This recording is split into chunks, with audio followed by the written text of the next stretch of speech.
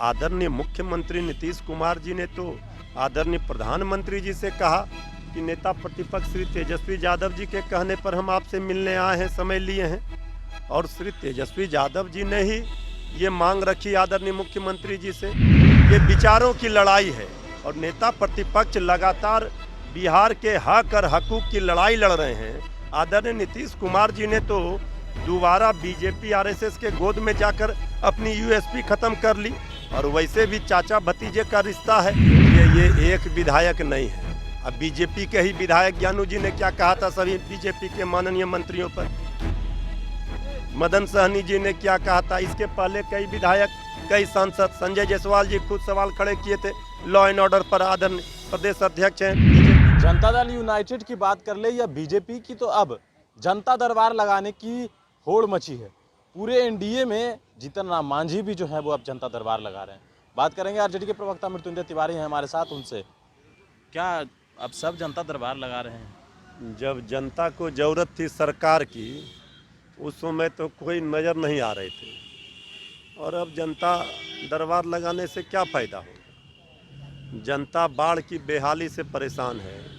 Corona के लहर से किस तरह परेशानियों में जनता ने अपना गुजारा है समय, ये रोंगटे खड़े हुए हो जाते हैं, वो दृश्य याद आते हैं। तो बेरोजगारी की मार से नौजवान परेशान, महंगाई की मार से परेशान।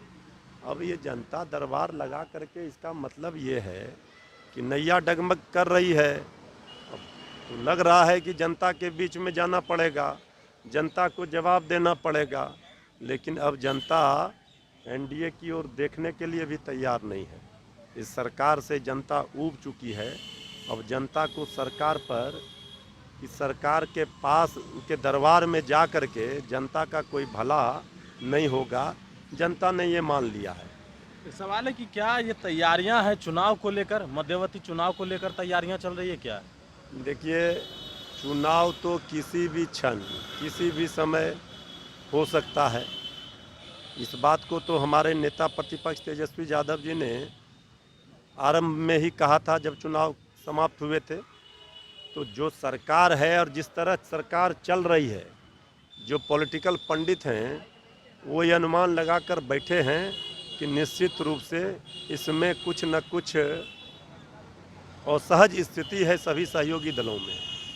और जो परिस्थितियां बन रही हैं वो ये लग रहा है कि कुछ भी संभव है। सवाल है कि जिस तरीके से तेजस्वी यादव और तेज प्रताप यादव की बात करें तो लगातार जो सवाल है, विवाद है, वो चल रहा है। क्या लग रहा है? इस पर कोई कमेंट नहीं, कोई विवाद नहीं है।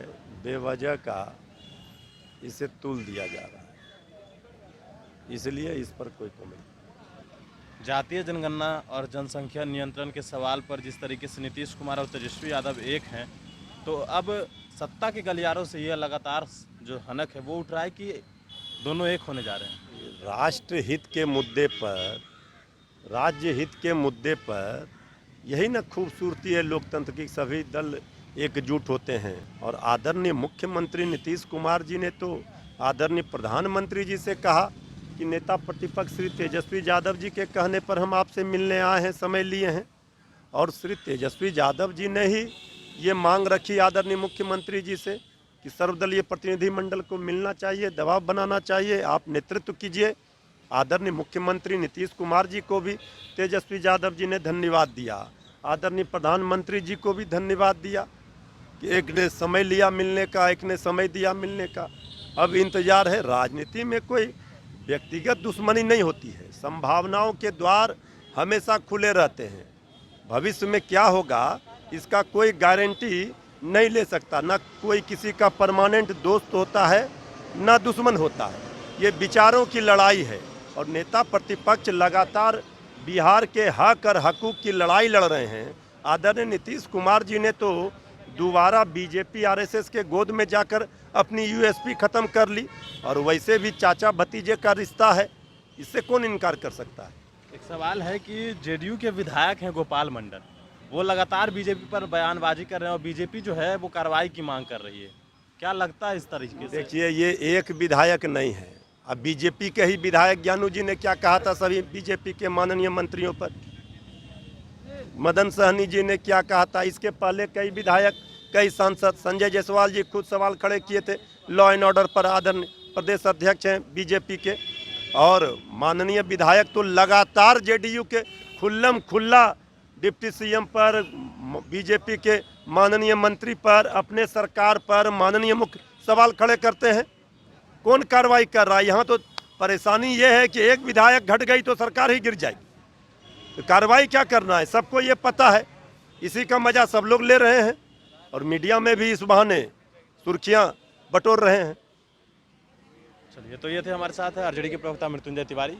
कई सवाल थे जो हमने इनसे जाने, और भी अपडेट्स देंगे बने नेशन के साथ। नमस्कार।